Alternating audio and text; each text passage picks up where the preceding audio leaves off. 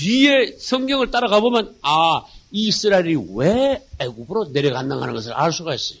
결국 이렇게 하시려고 하나님께서 야곱의 가족 70명을 요셉을 먼저 보내고 흉년을 있게 하시고 할 수 없이 온 가족이 다 애굽으로 가게 하시고 거기서 또 단련하시고 그래서 나오게 하실 때는 4대 만에 무려 200~300만 명이나 되는 놀라운 숫자가 되어 한 민족이 되어 나오게 하신 민족을 탄생시킨 놀라우신 위대하신 우리 하나님. 할렐루야. 그래서 그것이 하나님의 민족이야. 하나님의 선민이야. 특별히 하나님께서 단련하시고 만지시고 약속하시고 만드신 하나님의 나라야.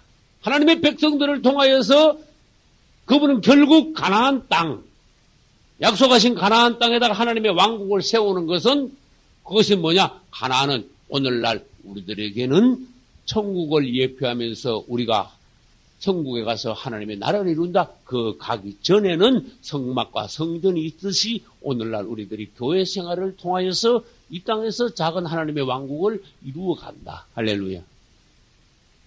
이 이스라엘이 애굽에서 단련받고 나왔듯이 우리도 세상에서 단련받다가 세상에서 나왔어. 할렐루야. 그런데 성경을 연구해 보면은 벌써 오래전에 이스라엘이 애굽으로 가서 단련받다가 나온다는 걸 하나님이 벌써 예언하셨어요. 이거는 놀라운 거예요. 그럼 우리 그것을 찾아보기로 하겠습니다. 그러면 창세기 15장으로 가보겠습니다. 창세기 15장 13절 14절 여호와께서 아브라함에게 이르시되 너는 정령히 알라. 내 자손이 이방이 어딜까요? 요 이방에 밑줄 치고 애굽이라 해주셔야 돼요. 이방에서 뭐가 돼요? 객이 돼요. 사실 객보다 더한 거야. 노예가 돼요. 이랬죠. 결국은 처음에는 객이다가 나중에 노예가 됩니다. 그들을 섬기겠고 그들은 400년 동안 내 자손을 괴롭게 하리니 노예로 부리먹으리니.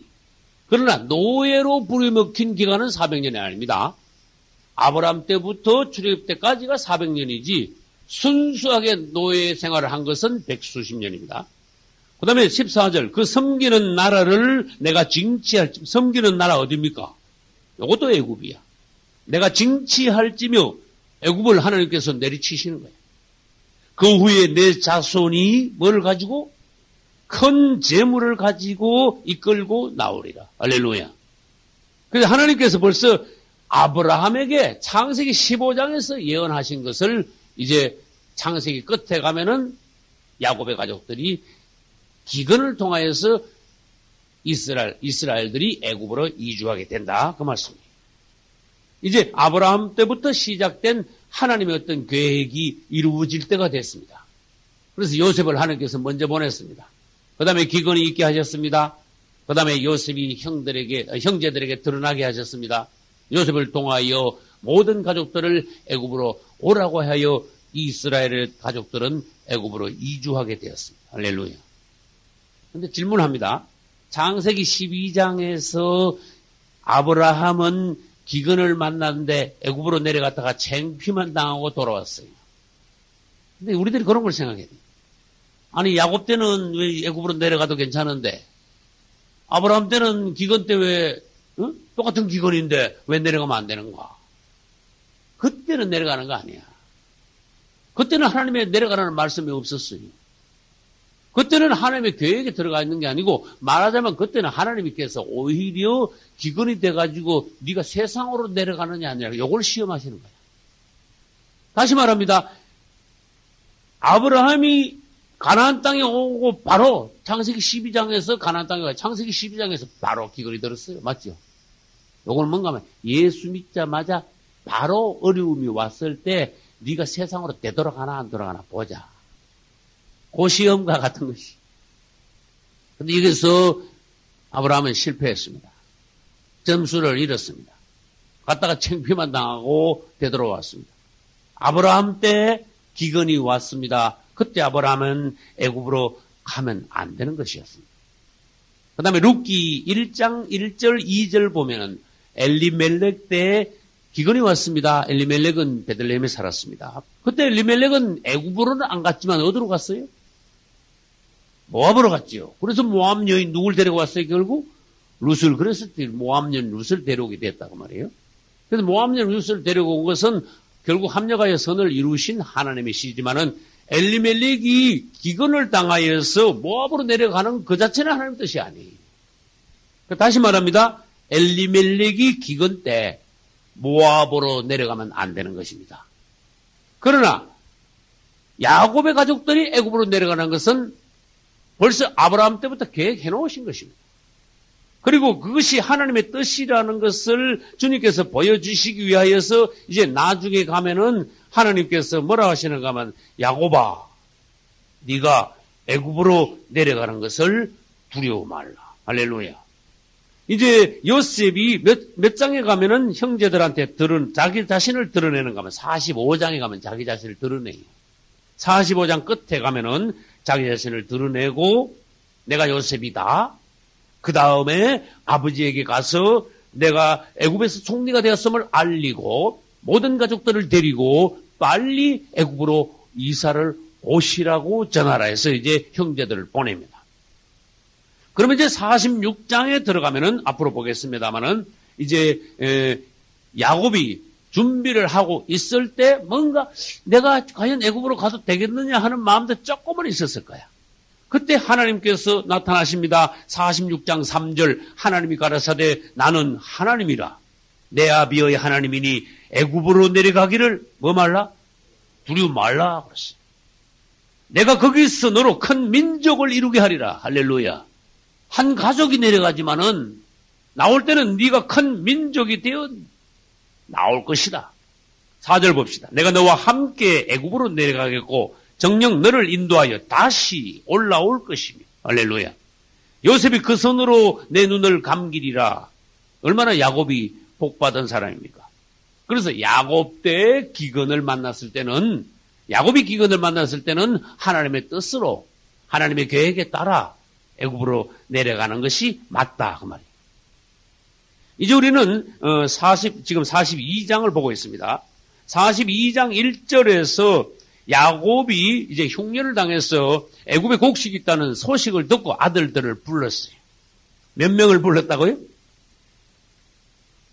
아들 11명 중에 10명만 불렀어. 이걸 아셔야 됩니다. 아들 10명만 불러가지고 얘들아 지금 양식은 떨어졌고 지금 가족들이 죽을 판인데 가족 70명이 지금 죽을 판인데 너들 보고만 있느냐 그랬어. 애굽에 곡식이 있다니까 돈을 가지고 가서 애굽에 가서 곡식을 사오너라 그랬습니다. 그래서 이제 야곱이 결국은 기근을 인하여서 흉년을 만났으므로 양식이 없으므로 할 수 없이 아들들을 애굽으로 이제 보냅니다. 이것은 뭡니까? 아까도 말씀드렸지만은 유대인들에게 고난이 오고 정말로 이제는 먹고 살 게 없고 정말로 생존할 방법이 없을 때 유대인들은 그리스도께로 돌아오게 될 것이다. 그러면 유대인들이 결국 그리스도께로 돌아오게 하기 위하여 하나님의 손은 어떻게 될까요? 유대인들을 계속 누르는 거야. 유대인들을 세상에서 제일 부자를 하지만은요, 그 사람들에게 돈이 아무리 많아도 뭐는 없느냐? 평안은 없어. 그건 분명히 아셔야 돼요. 그 사람들은 아주 죽을 찌개야. 매일 사람들이 그냥 자고 나면 사람들이 죽어. 여기저기 계속 전쟁이야. 한 군데, 두 군데에서 적들이 들어오는 것이 아니라 360도 전부 다 뺑돌로 보면 전부 다 적들이야. 이스라엘은. 정확하지요. 그러니까 이스라엘 사람, 유대인들은요, 정말로 죽을지.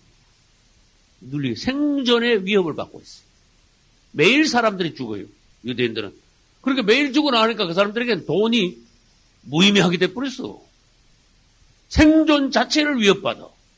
그러니까 생존이 위협받는 자체는 무엇이냐? 그 당시에 양식이 떨어진 상황하고 같다고 말이에요. 다시 말해서 만족이 없어요. 평안이 없어요. 그러니까 유대인들이 할 수 없이 나중에는 그리스도께로 돌아오게 된다. 하나님께서 환경을 그렇게 만드신다. 할렐루야. 왜? 그게 하나님의 사랑이라는 거예요. 결국 하나님께 돌아와야 유대인들이 구원받으니까. 안 돌아오니까 어떻게 해요? 할 수 없이 돌아오게 하시려고 환경을 그렇게 만드시는 하나님. 근데 문제가 있습니다. 야곱은 아들들을 보내기는 보내야 돼. 누구는 쏙 빼놨어? 베냐민을 빼놨어. 하나님 보시고 그걸 지적하신 거야. 너 베냐민 아직도 잡고 있구나. 봐라 이거예요. 내가 기근을 주었다. 너희 아들들이 애굽으로 돌아가지 않을 수가 없게 내가 만들었다. 그러나 너는 아직도 베냐민을 잡고 있다. 예. 다 너희들 가는데 베냐민 데려가지 마. 혹시 얘까지 또 다칠라. 하나님은 야곱 마음을 다 알아본 거예요. 그래서 다시 말합니다. 아직도 야곱의 마음의 보물로 베냐민이 아직도 남아있어. 야곱은 아직도 하나님이 아닌 자기 자식을 붙잡고 있어. 그 자식을 붙잡는 부모의 사랑, 그게 좋은 것 같죠? 그러나 자식은 하나님 앞에 놔야 돼. 부모가 아무리 품에 품고, 아무리 그냥 껴안고, 아무리 사랑해주고, 부모 마음으로 아무리 교육을 시켜도 그 자식은요, 하나님 손에 내놓는 것만 못하다. 여러분, 자식을 하나님께 내놓으라는 것을 주님이 보여주셨어요. 성경에 한두 가지가 아닙니다. 한두 군데가 아닙니다. 자식을 내려놔라. 하나님의 손에 얹어 드리라고. 네가 꼭 잡고 있지 말고, 품에 품고 있지 말고. 네가 교육시키고, 네가 자식을 만드는 게 아니라 하나님께 드려야 그분이 너의 자식을 만들어야 된다. 할렐루야. 근데 나아야지 하나님이 어떻게 하시는데 베냐민을 꼭 잡고 있네. 아주 품고 있네. 그러니까 하나님께서도 방법이 있다는 거야. 베냐민을 남겨두는 것. 하나님께서 봤습니다. 내가 너를 더 다루리라. 기근을 더 극심히 하리라. 하나님 벌써 계획하고 계세요. 네가 지금 베냐민을 놓지 않으면 나에게도 방법이 있다. 여러분이 지금 잡고 있는 뭔가 하나님이 아닌 그리스도가 아닌 어떤 것을 잡고 있다면 하나님께서 뭐라 하지 아세요? 그거 놓을 때까지 내가 너를 다루리라. 그래서 눈이 밝은 사람들일수록 그분만 보고 그분의 말씀만 천국만 보고 하나님의 뜻만 깨닫는 것이 아니라 자기 자신도 볼 수 있어. 내 안에 뭐가 있는가? 내 안에 그리스도가 아닌 보물이, 마음의 보물을 잡고 있는 것이 뭐가 있는가? 하나님께서 싫어하시는 게 뭐가 있는가? 또는 내가 아직도 회개하지 못한 돌덩어리 같은 것이 안에 뭐가 있는가? 이것을 보는 것이 진짜 하나님의 안목이에요. 영안이. 할렐루야. 야곱이 얼마나 성숙했습니까? 지금 130세가 넘었어. 그러니까 나이가 정말 익을 대로 익었는데 아직도 마음의 보물이 아직도 남아있다는 거야.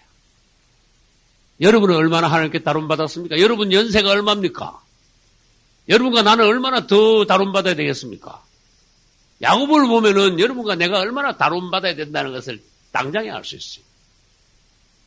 이제 야곱은 베냐민을 잡고 있죠. 성경에 보면은 사무엘상 15장에 사울 왕이 뭐를 붙잡았는가 하면요. 하나님께서 아말렉을 진멸하라 그러셨어요. 아말렉을 진멸하라는 말은 아말렉을 진멸하는 것은 오늘날로 말하면 우리 안에 자아, 육성 이런 것을 완전히 없애버려야 우리가 하나님 앞에 쓰임받을 수 있다, 인정받을 수 있다. 그런 뜻이. 그 사무엘을 통하여서 하나님께서는 사울 왕에게 명령을 했습니다. 가서 아말렉을 도말하라.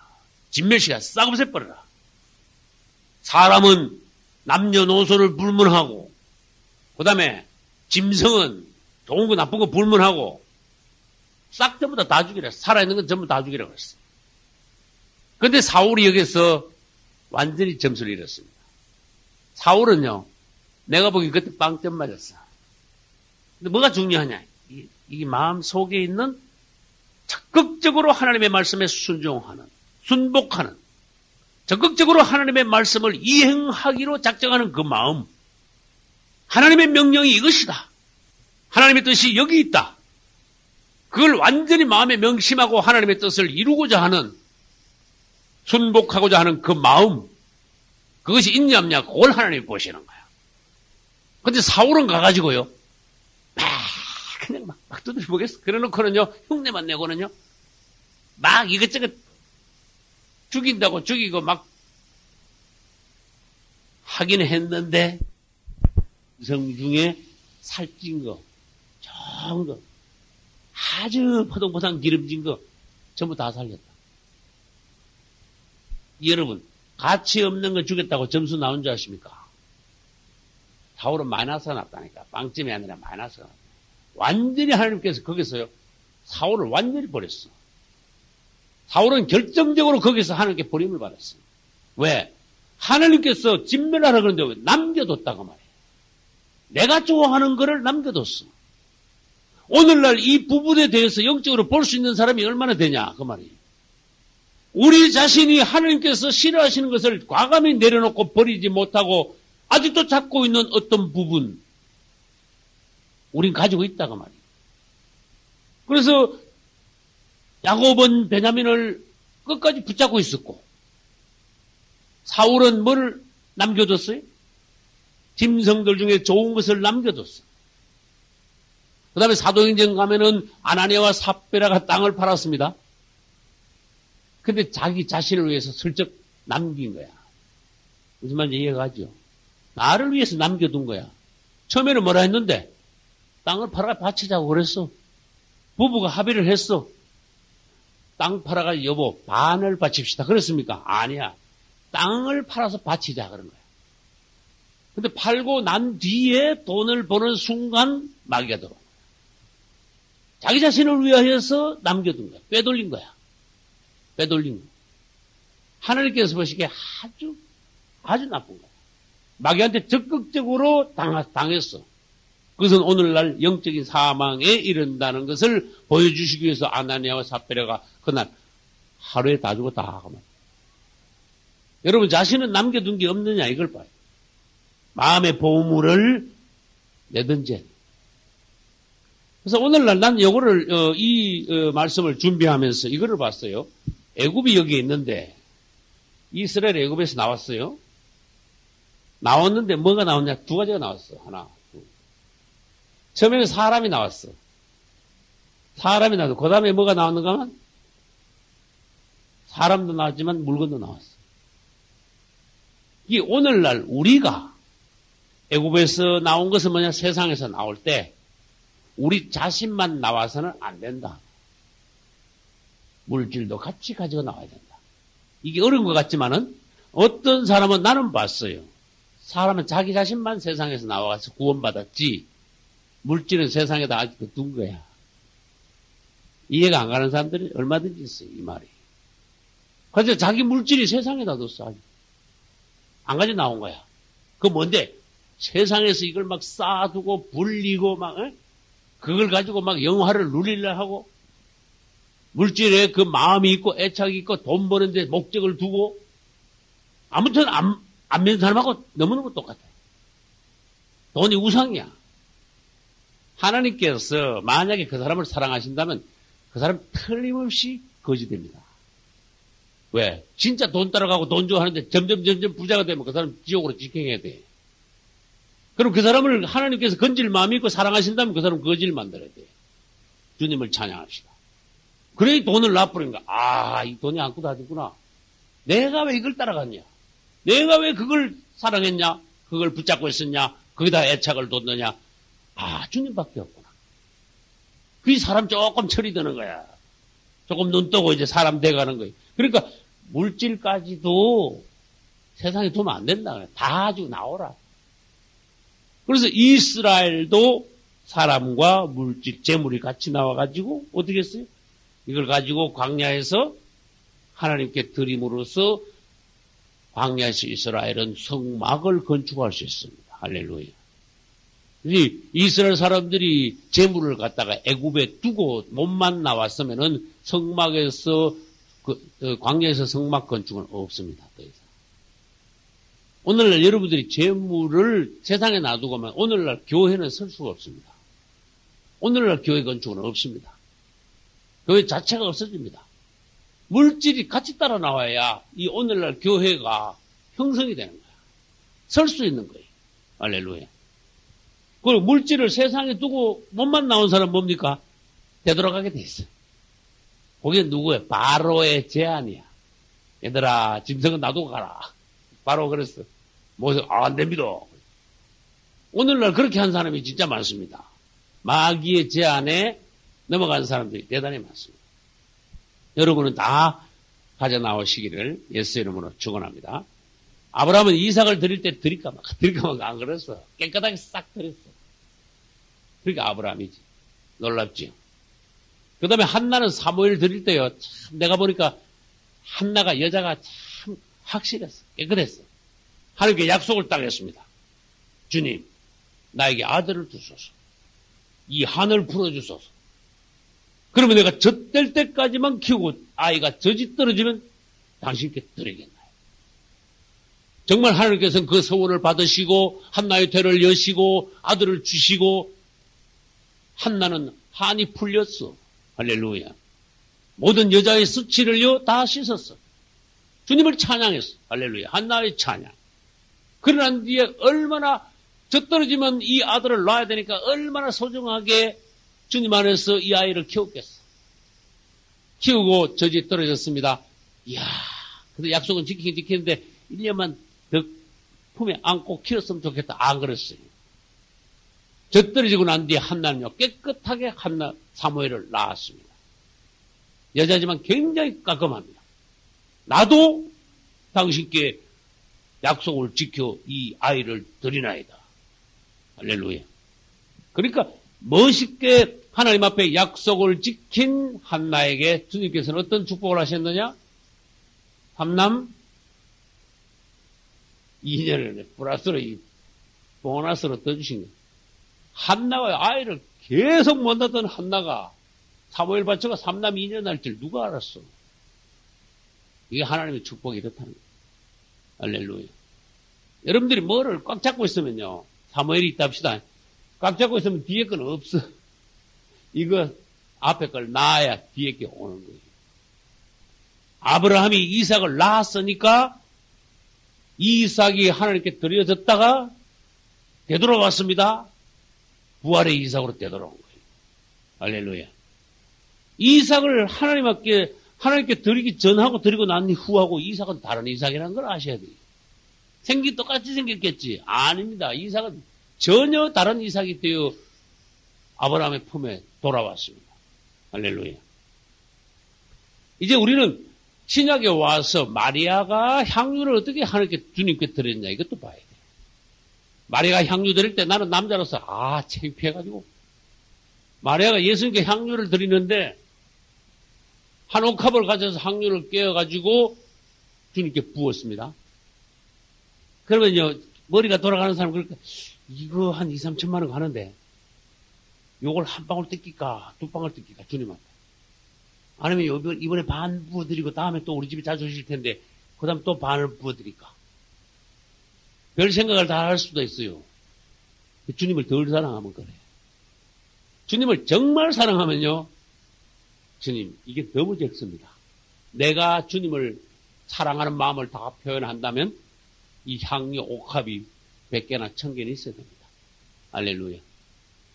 하나님께 드리기 싫은 사람은요, 주님을 덜 사랑하는 사람은 쬐끔 내면서도 머리가 회전이 너무 많아. 아나니아와 삽비라처럼. 근데 한나는 안 그랬어요. 마리아는 안 그랬어요. 어떻게 했어요? 그냥 다 부어드렸어. 할렐루야. 그래서 마리아가 그만큼 하나님 앞에 축복을 받았다. 그런 뜻이. 할렐루야.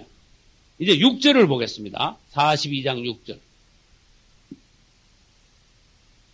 몇 페이지죠? 65페이지. 6절을 우리 창세기 42장 6절을 같이 읽겠습니다. 때에 요셉이 나라의 총리로서 그 땅 모든 백성에게 팔더니 요셉의 형들이 와서 그 앞에서 땅에 엎드려 절하매. 아멘. 요셉의 형들이 드디어 어떻게 했어요? 요셉 앞에 와서 엎드렸습니다. 여러분 이거를 읽을 때 그냥 읽지 않고 어떤 감회가 있어요. 감동이 여러분에게 있어야 돼요. 이야, 형들 10명이 요셉 앞에 드디어 엎드렸구나 이렇게 해줘야 돼. 왜? 이건 요셉이 오래전에 꾸었던 꿈이야. 약 몇 년 전에? 약 20년 전에 꾸었던 꿈이 20년 만에 이루어졌어. 하나님이 아브라함에게 약속하신 것이 25년 만에 이루어졌습니다. 여러분에게 하신 약속이 1년, 2년, 3년에 안 이루어진다고 이게 내 잘못 들었는가? 하나님이 깜빡하셨는가? 그러시면 믿음이 없는 거야. 오랫동안 약속을 해놓으시고 오랫동안 하나님은 기다리시면서 우리 마음 안에 뭐가 일어나는가 보시는 거예요. 요셉이 20년 만에 자기가 꿈을 그것도 순진하게 형들에게 얘기를 쫙 했네. 그리고 그 꿈이 20년 만에 이루어지는 것을 요셉은 봤습니다. 할렐루야. 이럴 때 첫 번째 할 일은 주님을 찬양해야 돼. 여러분, 일마다 주님을 찬양하십시오. 주님을 찬양해야 돼. 주님은 놀라우십니다. 주님을 찬양하십니다. 과연 우리 하나님이십니다. 주님 찬양하시길 배워야 돼. 난 요셉이 주님을 마음에서 주님을 찬양했다고 나는 생각해. 과연 요셉이 그런 요셉이니까. 근데 요셉이요, 나이가 37, 8밖에 안 됐는데 얼마나 무게가 있는지 딱 보자마자 형들이네 해가지고 막 흥분해가지고 쫓아가지고 막 형들을 막 안고 울고 안 그랬어. 요셉은 굉장히 지혜로웠어요. 절제했어요. 가볍게 행동하지 않았어요. 요셉의 그 행동, 인품, 그 처사가 우리 주님을 닮았어. 할렐루야. 요셉이 아주 절제하면서 형들에게 자기 자신을 나타내지 않으면서 어떻게 하느냐면 형들로 이제 시험하는 거야. 일부러 볼까요? 7절 요셉이 보고 형들인 줄 아나. 그 다음에 뭐라고 했어요?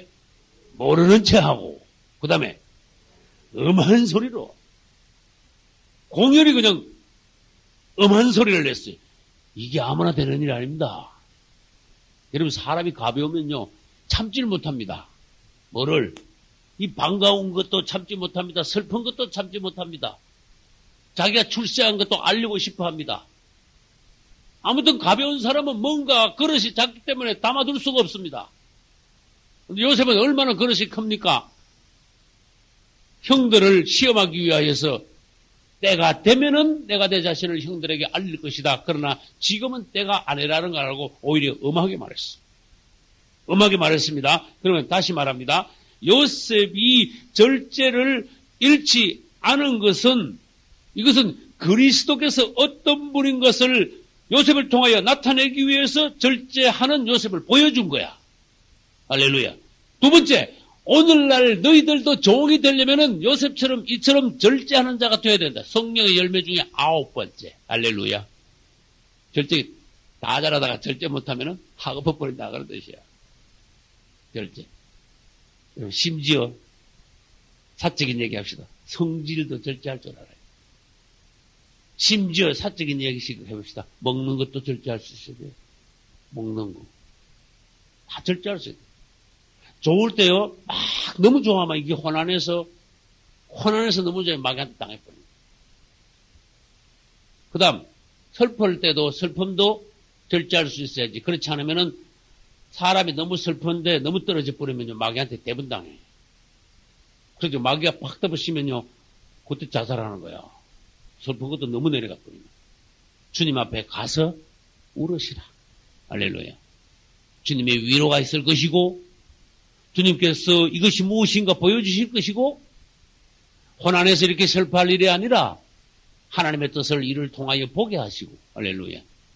그러므로 여러분에게 주님께서 사람이 보기에 아무리 슬픈 환경이 와도 주님께서 여러분에게 영 안에서 안정을 주시는 것이, 할렐루야. 요셉은요, 자기 자신을 나타내는데 서두르지 않았어요. 그렇게 다른 말로 해볼게요. 자기 영광을 막 바로 많은 사람들에게 알리려고 서두르지 않았어요. 그만큼 무게가 있다. 그릇이 큰 그릇은 물을 아무리 갖다 부어도 물이 금방 넘치지 않지요.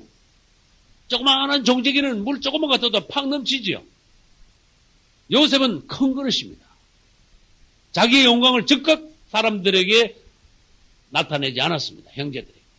그래서 우리는 뭘 배워야 됩니까? 우리 자신을 높이지 말아라. 내 자신의 영광을 드러내지 말아라. 이런 걸 종들이 배워야 돼요. 그래야 오늘날 하나님이 쓰실 수 있는 종이 돼요.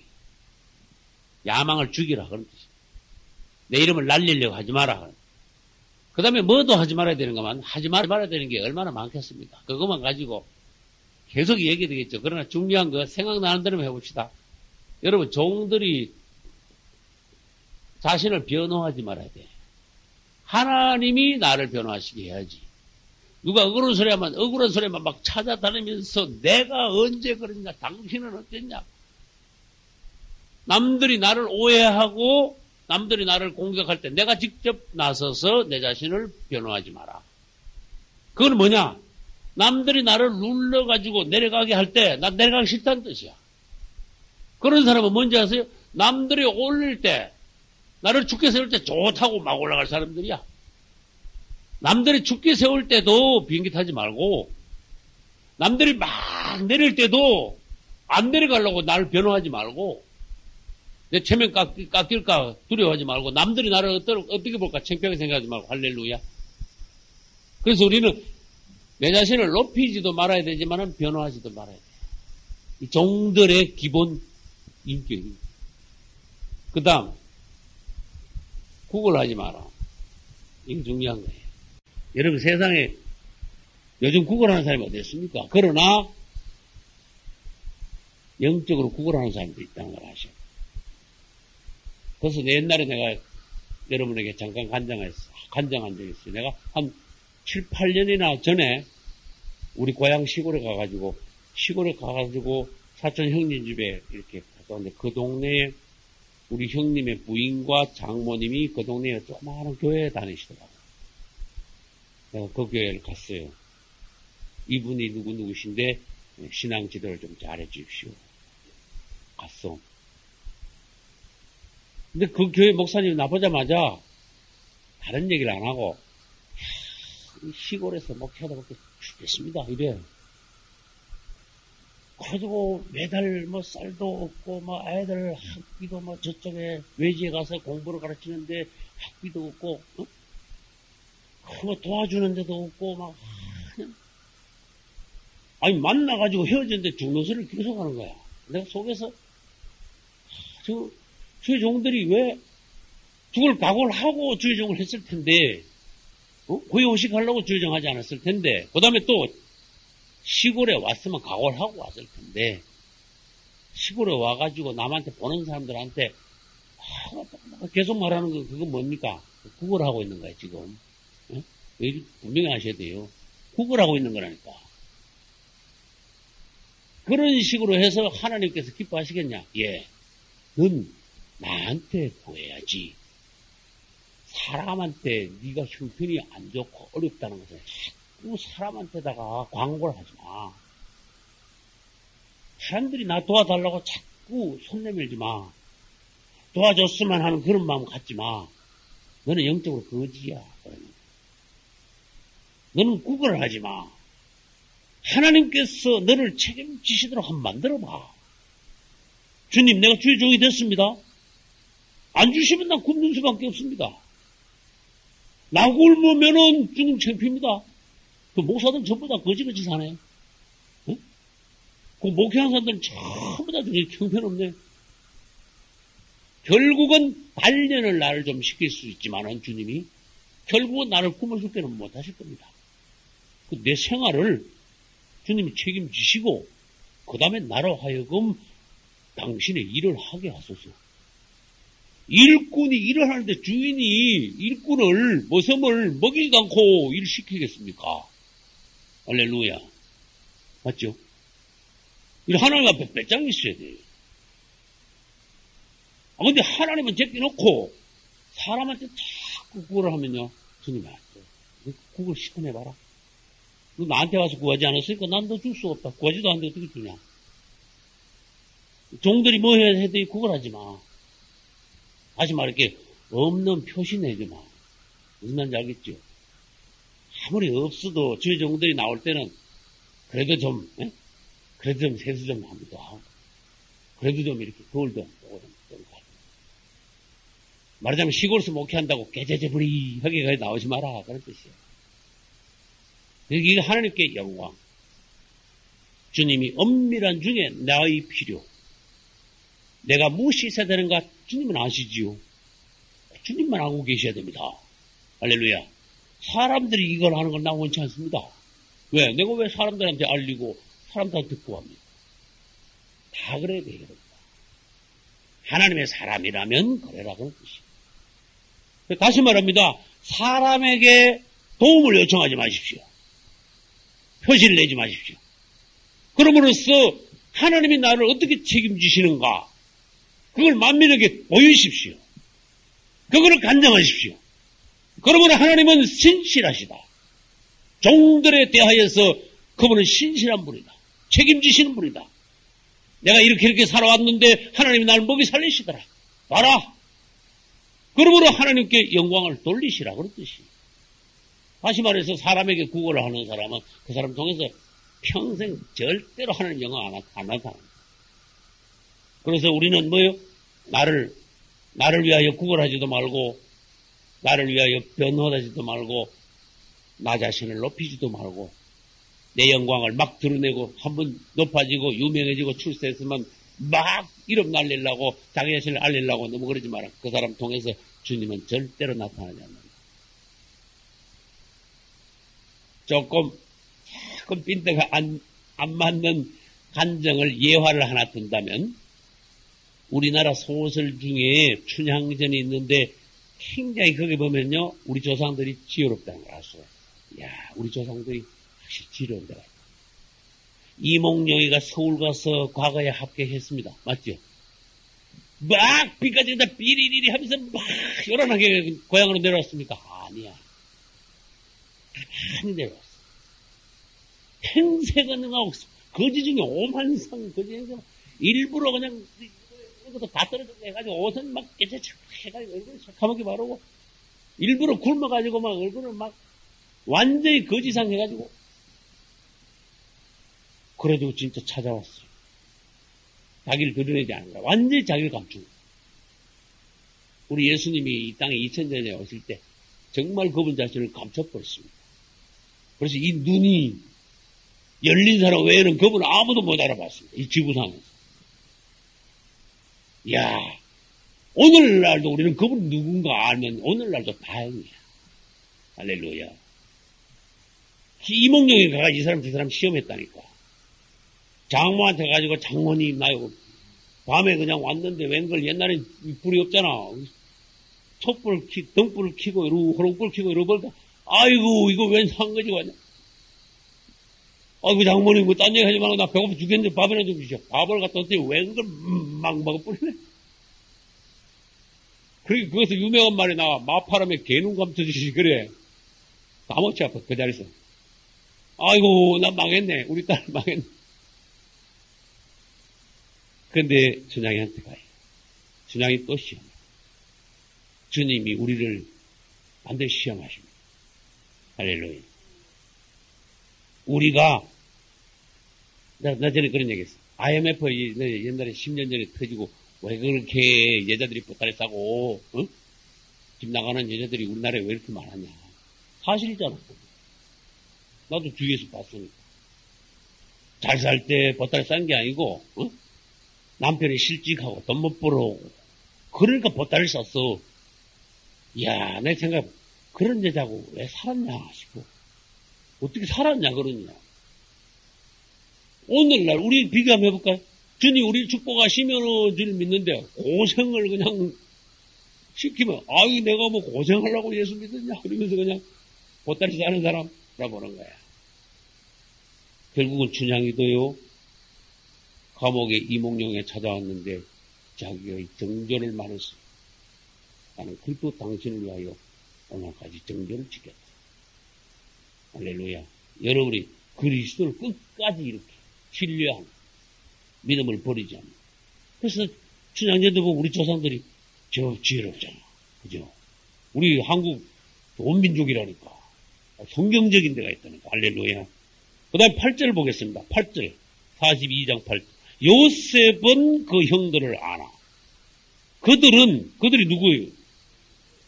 요셉의 형제들은 요셉을 알지 못하다. 이게 지금 여러분 알아야 됩니다. 무슨 말하고 있는가 지금. 요셉은 딱 보니까 형제들이니까 대번 알겠어. 근데 형제들은 10명이나 눈이 20개나 되는데 그 요셉 하나를 못 알아본 거야. 이거 아닙니까?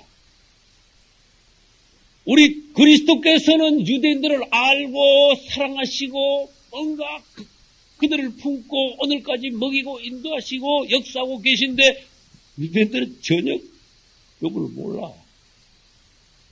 애기들을 밤낮으로 엄마가 안고 키워도 뭐 애기들이 언제 뭐 나 엄마 나 언제 젖혔어 그만 그럽니다. 네? 모릅니다. 유대인들이 그리스도의 사랑을 몰라요. 형들은 요셉을 모르더라. 이게 뭡니까? 유대인들의 비극이야 이거 말하자. 그럼 그 다음에 두 번째, 오늘날 하나님의 사랑을 전혀 모르는 애기 같은 신자들이 많다 그런 뜻이에요. 그냥 다고 하나님의 복종만 그건 알까? 하나님의 엄밀한 사랑, 깊은 사랑. 그분이 얼마나 높으신 분이냐, 그분이 어떠한 분이냐, 그분의 비밀한 것, 놀라운 부분 이런 까지 몰라 그분에 대해서. 그냥 봉사가 와가지고요 코끼리 그냥 다리를 한번 만지고 꼬랑대 한번 만지고 그러듯이 이거 코끼리네 그러듯이 우리 주님에 대해서 그냥 그분은 우리를 위하여 이 땅에 오셨다가 십자가에서 죽으시고 우리 대신 죽으시고 우리가 그분 믿으면 천국 간대. 그게 다 알아. 봉사가 그냥 코끼리 다리 한번 만진 거야 그게. 우리가 그분을 정말 알아야 돼. 사실 우리는 그분을 너무 몰라. 요셉의 형제들이 요셉을 모르듯이 그것도 몰라도 끝까지 모르듯이 무슨 말인지 알겠어요? 처음에 왔을 때 모르고 두 번째 왔을 때 또 모르고 두 번째 왔을 때 또 가다가 또 잡아왔지. 세 번째 만났지. 맞아요? 또 몰라 그래도. 할 수 없이 나중에는 자기 스스로 돌아갔으니까 내가 요셉이요 그랬어. 그러니까 그 뜻을 보고 요셉인가 하는 거예요. 우리는 그분을 알아야 됩니다. 오늘날 유대인들이 정말 그리스도를 아직도 이 시간까지도 유대인들이 그리스도를 모르고 있습니다. 유대인들의 비극뿐만 아니라 오늘날 이 세상 사람들이 얼마나 많은 사람들이 그분을 모르고 있습니까? 그래서 우리는 요한복음 1장 10절로 11절을 봐야 돼. 세상이 그를 알지 못하였다. 세상이 그를 모르더라. 그래서 성경에는 귀한 단어가 있습니다. 자기 땅에 오매. 나는 전에 성경 읽을 때요, 자기 땅, 자기라는 데 밑줄 쳤어. 아, 이 땅이 그분의 땅이다. 맞다. 자기 땅이야. 어떤, 전에 내가 그랬죠. 큰 빌딩, 수십 천짜리 빌딩 가진 데 사장이 있어. 자기 빌딩이야. 그 어느 날 아침에 운동하고 막 옷을 복장을 막 트레이닝 막 허름하게 입고 그냥, 걷다가 늦게 와가지고, 그러니까 수위가 나가, 여보, 어디라고 함부로 들으시오? 나가시오. 아유, 막 그러는 거야, 수위가. 이 사장이 왔는데 사장도 못 들어보고. 어디서 났느냐? 유대인들한테서 그 꼴이 났어. 그러니 자꾸 생각을 하다가 나중에는 이제 딴 사람이 보고, 아이고, 사장님. 그러니까 이제 수위가 그때 알아보는 거야. 자기 빌딩의 사장을 몰라보는 수위가 있을 수 있듯이, 자기 땅에 우리 주님이 오셨는데 자기 백성이 몰랐어. 성경이 그렇게 적어놨어요. 자기 땅에 오매 자기 백성들이 영접지 아니하였으나 영접하는 자는 하나님 백성입니다. 할렐루야. 그 다음에 요한복음 8장 24절에 또 무슨 말씀인지 아세요? 내가 그인 줄 너희들이 믿지 않으면 너희 죄 가운데서 죽으리라. 내가 그인 줄 알아. 내가 누군지 알아야 너희들은 살 수 있는. 내가 누군지 모를 때는 너희들은 그냥 죄를 안고 그냥 죽는 거야. 요한복음 8장 24절이요. 그래서 나는 여기도 나는요 특별히 난 은혜를 많이 받는데 내가 그인 줄. 저는 여기다 밑줄 쳤습니다. 내가 그인 줄. 그러면 이 줄여볼까요? 내가 그다. 여러분 여기서 아주 놀래야 돼. 내가 그다. 그래서 저는 이걸요, 성경책에다가 영어로 써봤어. 영어도 이게 소문자로 쓰면 될 일이 아니야. 알았어요. I am he. I am he. 그리고 이걸 쓰고 한번 이걸 가서 집에 가서 묵상을 하면 돼요. I am he가 뭔가. 대문자로 써놓고 묵상을 해요. 그분은 뭐라고 하신지 아세요? 내가 그다. 그랬어요. 그럼 내가 그다 그러면 눈치가 있으면 빨리 알아차려야 돼. 예, 맞습니다. 당신은 바로 그분이십니다. 이렇게 말을 해줘야 돼. 신앙 고백을 해줘야 돼. 그분이 누군지 바로 알아야 돼. 오늘날 그리스도인들은 그분에 대해서 너무 얕게 알아. 조금밖에 몰라. 그냥 하나님의 아들이래, 그냥. 성부, 성자, 성령 이러면서 그냥 성자래, 그냥. 그분에 대해서 너무 얕은 방식으로 알므로써 우리에겐 영적인 풍성함을 잃어버리게 됩니다. 그분에 관하여 더 알면 더 알수록 우리는 더 풍성해집니다. 우리는 그분에게 더 사랑을 받습니다. 할렐루야. 다시 말합니다. I am he. 내가 그다. 이 성경에는요, 내가 그라는 단어가 여러 번 나와. 그래서 여러분들이 이것을 묵상한다면 그분이 새롭게 보입니다. 할렐루야. 이제 유대인들이 유대인들이 그들의 메시아인 그리스도를 모른다는 지금 그 역사거든요.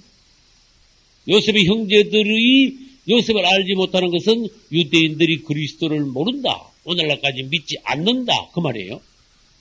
그러면 이것이 유대인들의 오늘날까지의 역사입니다. 불행입니다. 그러면 이 유대인들의 역사와 불행을 한번 보겠습니다. 이스라엘은 어디서부터 시작됐느냐? 아브라함에서부터 시작됐습니다. 맞죠? 그 다음에 아브라함은 누굴 낳았어요? 이삭을 낳고, 이삭은 야곱을 낳고, 야곱은 12지파를 낳았어요. 12지파. 그 다음에 12지파를 낳고 애굽으로 가가지고 그 다음에 출애굽하고 광야를 통과하여 가나안 땅에 와서 이스라엘 하나님의 왕국을 세웠습니다.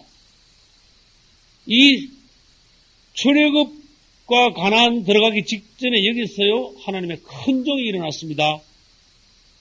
구약의 제일 큰 종 모세가 일어났습니다. 그럼 여기서 두 사람이 벌써 나왔어요. 아브라함은 유대인들의 시조예요. 이스라엘의 시조. 그 다음에 모세는 이 유대인들이 생각하는 가장 큰 종이야. 제일 큰 선지자야. 그러고 난 뒤에 하나님의 왕국을 세울 때 사실 하나님의 왕국을 누가 세웠는가 하면 다윗이 세웠어요. 그 벌써 세 사람이 나왔습니다. 아브라함은 시조고 모세는 제일 큰 선지자고 다윗은 왕으로서 유대 국가를 세계 최고의 국가로 만든 하나님의 왕국이지만 정치적으로 말해도 그 당시에 다윗의 왕국은 세계 최강이었어요. 여러분 그걸 인정하셔야 됩니다. 다시 말합니다. 그 당시에 다윗과 싸워서 이길 수 있는 나라는 없었습니다. 최강이었어요. 다윗은 싸울 때마다 이기더라. 여호와께서 이기게 하시더라. 할렐루야. 아무튼 세계 최강이었어. 그런데 그 뒤에 솔로몬 때부터 내리막을 만나기 시작했습니다. 맞지요? 그러는데 이스라엘은 망했습니다. 어디로 갔습니까? 바벨론으로 갔는데 그때부터 이스라엘 사람들은 뭐를 기다리는가 하면 다윗과 같은 메시아가 일어나 우리를 다시 세계 최강의 나라로 만들어줬으면 좋겠다고 성경에 또 여기저기에서요 예언을 하셨어요.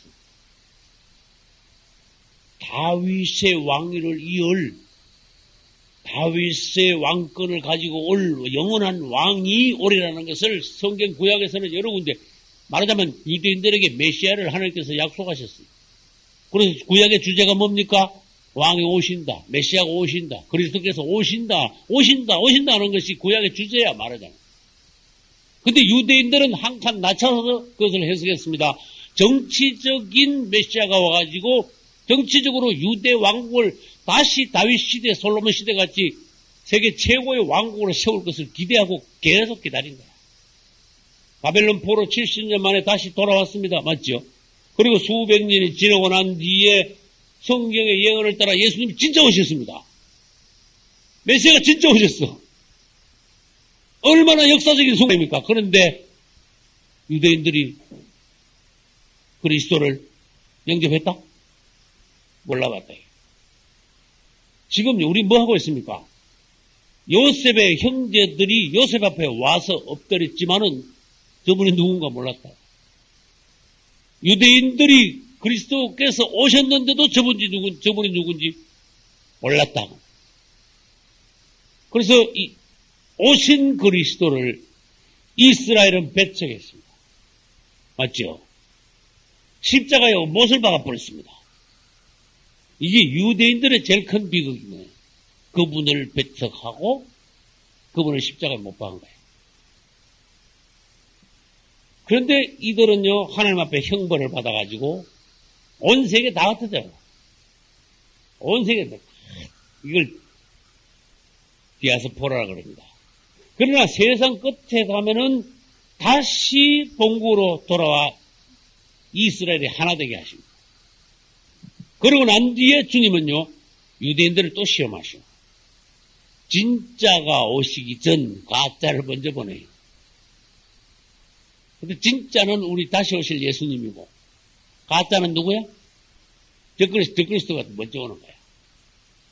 적그리스도가 이스라엘 앞에 먼저 나타나요. 근데 이 유대인들은요, 불행하게도 2000년 전에 메시아가 왔다 가셨는데, 아직도 안 온 걸로 알아. 그리고 아직도 메시아를 아직도 기다리고 있어. 근데 예수님이 재림하시기 전에 적그리스도가 딱 놀라운 모습으로 딱 나타나니까 유대인들이 또 홀딱 넘어가는 거예요. 또 속았어. 그래서 유대인들의 불행은 이중불행이에요. 예수 그리스도 몰라보고 적그리스도도 누군지 몰라보고 예수님이 누군지 알고 영접해야 되고 적그리스도는 누군지 알고 배척해야 되는데 예수님을 누군지 모르고 배척하고 적그리스도를 누군지 모르고 환영하고 영접하는 거야. 메시아를 영접하는 거야. 유대인들은 두 분 다 불행해. 두 분 다 틀렸어. 그래서 적그리스도한테 쏙습니다. 메시아로 영접합니다. 3년 반 동안은 성전 짓고 잘 지냅니다.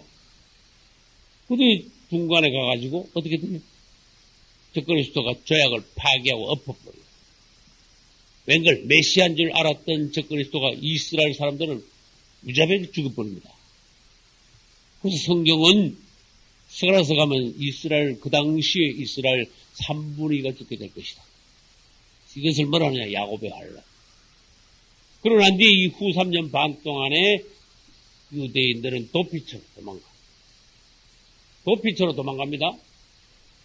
도피처로 도망가서 생각해, 아이고 속았네. 그때 가서 우리가 속았구나.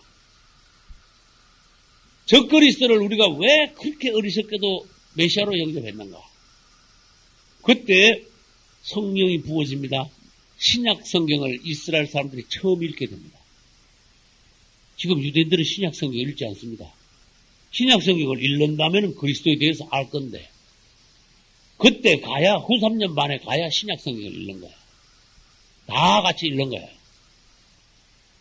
그때서 유대인들은 2000년 전에 왔다가 자기들 조상이 죽인 그리스도가 누군지 그때 알게 돼. 그러면 그 심정이 얼마나 애가 끓을까. 그때 회개를 하는데 말하자면 창자가 끊어질 듯한 회개. 엄마가 자식을 잃었을 때 독자를 잃은 어머니 같은 그런 심정. 그런 모습으로 유대인들이 회개한다. 그 다시 끝에 가가지고 후 3년 반에 가서 그리스도를 알게 됩니다. 끝에 가서. 제일 세상 끝에 가서. 그 형들이 결국은 끝에 가서 요셉이 누군가 결국은 알게 되지요. 유대인들이 결국은 제일 끝에 가서 그리스도가 누군지 알게 되고 그 다음 요셉을 알게 됨으로써 가족들이 요셉에게 오지요. 그리스도가 누군지 알게 됨으로써 유대인들이 그리스도 품으로 돌아와 그때 온전한 그걸 뭐라 합니까? 구원을 받게 됩니다. 그 다음에 요셉이 통치하는데 그 통치하에 가족들이 오게 되지요. 다시 말해서 그리스도께서 이 마지막 한 일에 후삼전반까지 다 지고 난데 그 다음에 있을 천년왕국 때 그리스도께서 다스림으로써 유대인들이 천년왕국 때 그리스도 밑으로 들어가 천년왕국 때 같이 왕노릇 하면서 누리게 된다. 이게 이제 요셉 때 이야기하고 앞으로 마지막 때 유대인들 이야기하고 같은 내용이다. 할렐루야. 이제 앞으로 유대인들이 어떻게 될 것인 것을 여러분들이 요셉과 형제들을 통해서 미리 아시기 바랍니다. 요셉은요, 아주 무게가 있어요. 절대로 경솔하지 않았습니다. 여러분들 성경을 통하여 그분과 가까이 함으로써 여러분들도 그분의 그 무게, 일부러 목에 힘주는 것은 무게가 아닙니다. 그거 큰일 납니다, 그거는. 주님 보시기에 바리새인같이 됩니다. 맞죠? 바리새인들은 막 일부러 막 목에다가 목소리도 일부러 막 여러분 대표기도 할 때 누구 목소리 일부러 막 호요 호요 뭐 일부러 그러지 마세요. 진상에 순수하게 그냥 기도. 이 요셉은 마지막 때에 가가지고 이제 형제들한테 자기 자신을 드러냈는데 그전에는요 아주 엄했어. 그러면서 너희들 정탐꾼이지 막 이런 거야. 왜 음악에 했을까? 떠보는 거야. 무슨 말인지 아시겠죠? 지금 20년 만에 형들을 만났는데 한 사람 한 사람 떠보려고 그래 지금. 시험하는 거예요. 주님이 여러분을 시험하실 때가 반드시 온다는 걸 아셔야 돼요. 그때는 주님이 여러분들에게 사랑으로 대하지 않고 엄하게 여러분들을 시험하신다는 걸 아셔야 돼요. 성경에서 뭔가 탁 깨닫는 게 있어야 되는 거야. 아, 요셉이 형들인 줄 알면서도 엄하게 하는구나. 주님이 우리를 사랑하시면서도 엄하게 대하실 때가 있구나. 그때는 무슨 의도로 엄하게 하시는가? 속이 어떤가, 행동을 어떻게 하는가, 말을 어떻게 하는가, 한 사람 한 사람씩 지금 체크하시는 거예요. 그러고 난 뒤에 결정적인 말을 하십니다. 이것저것 묻다가 고향에 마지막 말째 동생이 있다니까. 그래? 너도 정탐꾼인데 그러면 정탐꾼이 증명하기 위해서 빨리 가서 말째를 데려와. 그랬어요. 그건 사실 친동생이거든. 맞죠? 요셉이 개인적으로 말하면요. 굉장히 베냐민을 보고 싶은 거예요.